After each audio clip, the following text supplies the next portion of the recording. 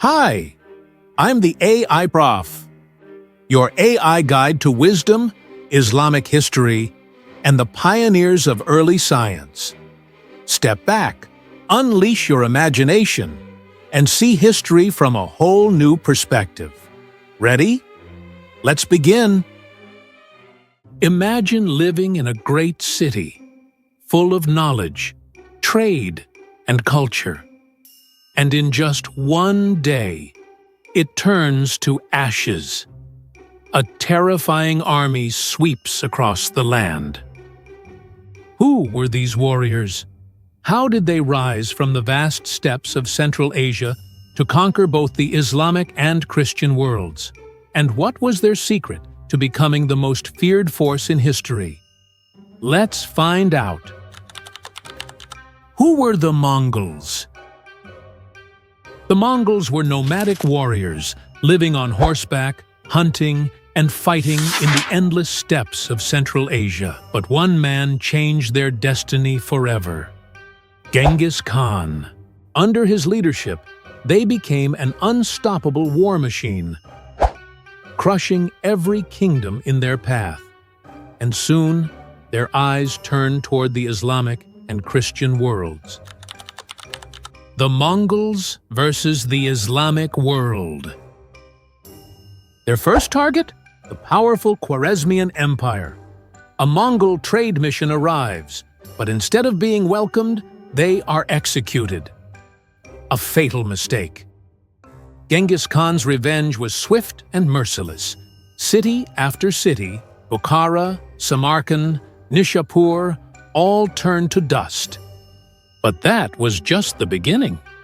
Years later, under Hulagu Khan, the Mongols marched on Baghdad, the heart of the Islamic world. In 1258, the city fell.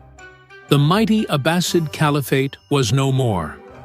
The House of Wisdom, the greatest library of its time, burned. The rivers ran black with ink and red with blood. The Mongols versus Christian Europe. With the Islamic world in ruins, the Mongols turned west, toward Christian Europe. In 1241, they struck Poland and Hungary. At the Battle of Legnica, they annihilated the European knights, leaving destruction in their wake. Vienna was within reach. The Christian kingdoms were on the verge of collapse. Nothing could stop them, except fate itself. At the height of their conquest, word arrived. The great Khan Ogedei was dead. The Mongols abandoned their invasion to choose a new ruler.